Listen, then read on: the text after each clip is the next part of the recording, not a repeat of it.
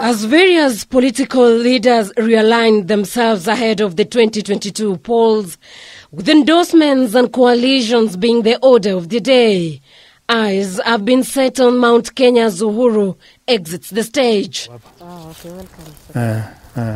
Nyandarua County Governor Francis Kimemia has been touted as likely successors, caution Mount Kenya leaders who have been jolting to inherit the mantle from President Uhuru Kenyatta as the leader of the populous region to hold their horses, noting that Kenyatta is and will remain their leader even after 2022.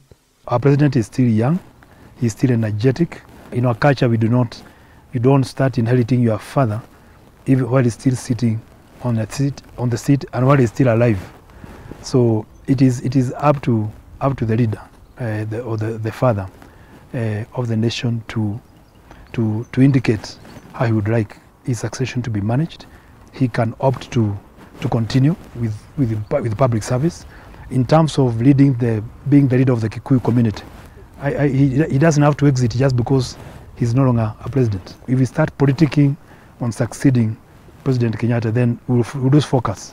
A former head of public service who has been the pillar of Uhuru's Building Bridges initiative in Mount Kenya region, Kimemia has also thrown his weight behind the proposed changes in the constitution, which includes the expanded executive. Every county must be represented in Nairobi, in the national government, so that nobody feels left behind in the socio-economic transformation, political transformation of this country. Those are very fundamental decisions. It's about resources, it's about public appointments, it's about the destiny of Kenya. So it's important that we get an opportunity to participate in a discussion, open discussion, whereby we can agree, yes, this is the framework for progress, for the destiny of Kenya. Let's all participate in it and make our decisions.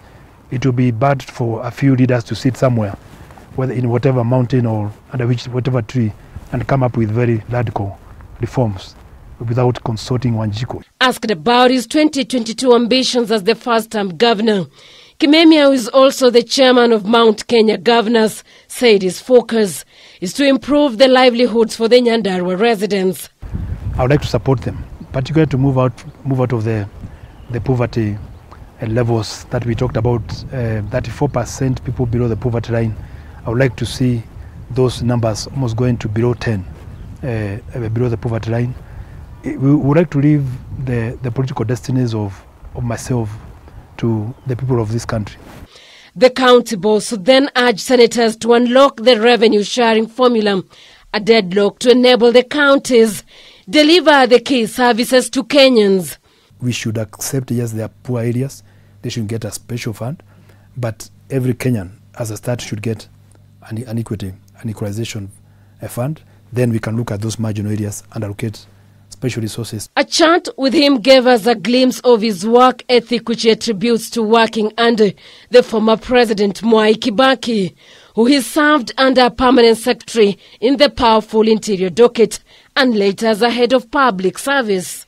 Whether you are a messenger, whether you are on performance on a contract, whether you are subordinate staff or casual laborer, everybody is equal to the governor. All the staff must work towards one objective. My deputy governor chairs all the cabinet committees and does the implementation, oversees the implementation as a lobby for resources. The governor takes pride in what he describes as an impressive track record by raising the poverty levels in the county, with the majority of residents reported to live under the poverty line. Much behind, we never inherited a single school, a single hospital, a single tarmac road from the colonial governments. So everything that you see in this county, schools, hospitals, everything, churches, they are all products of the people of Nyandarua County, as opposed to other counties that the neighbors say who inherited very, very advanced education systems, hospitals, and other infrastructure. So out of 7,400 kilometers, only 250 are tarmacked.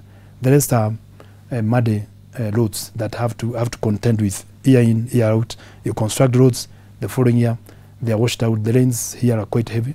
So what we have done as a county is to purchase road construction equipment at a cost of 500 million shillings. You'll be able to see some of them in the county.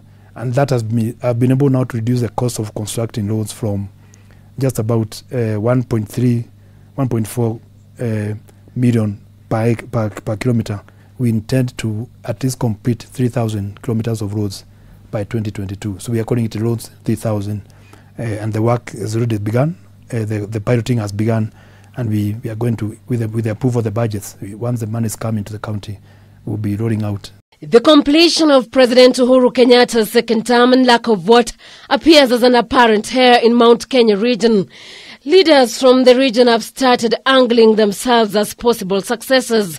Former presidential candidate Peter Kenneth, former Agriculture Cabinet Secretary Mwangi Kiunjuri, Murang'a County Governor Mwangi Wairia, Kirinyaga's Anne Mumbi Waiguru, and former Kiambu Governor William Kabogo have been mentioned as among those jolting for the position.